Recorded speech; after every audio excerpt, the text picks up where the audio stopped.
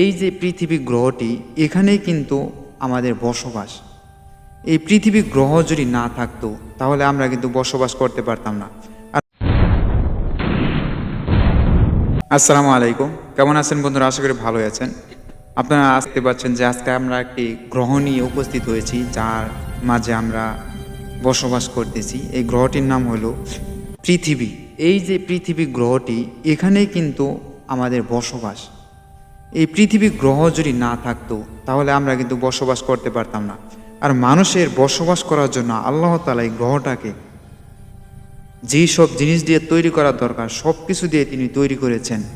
কারণ মানুষের যা যা দরকার হবে সব কিছুই তিনি আল্লাহ তাআলা এই পৃথিবী নামক গ্রহের মধ্যে সৃষ্টি করেছেন।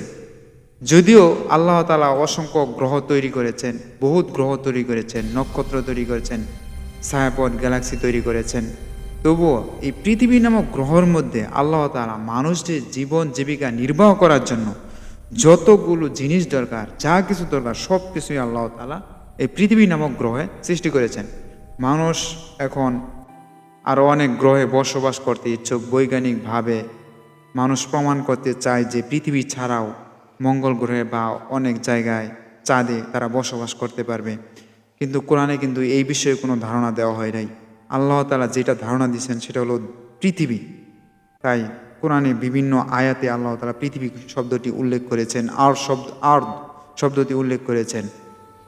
কিন্তু চাঁদ বা মঙ্গল গ্রহ বা অন্যান্য গ্রহে যারা ভ্রমণ করে বা বৈজ্ঞানিক যারা বিজ্ঞানী রয়েছে তারা ভ্রমণ করে চিন্তা ভাবনা করতেছে যে ওই গ্রহে তারা বসবাস করবে বা বসবাস করার জন্য উপায় আছে কিনা।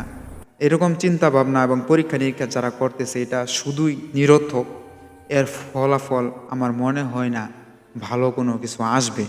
কারণ আল্লাহ তাআলা এই পৃথিবী নামক গ্রহে সব কিছু সৃষ্টি করেছেন মানুষের বসবাস করার জন্য, এবং পৃথিবী নামক গ্রহটাই কোরআনে বর্ণনা করা হয়েছে।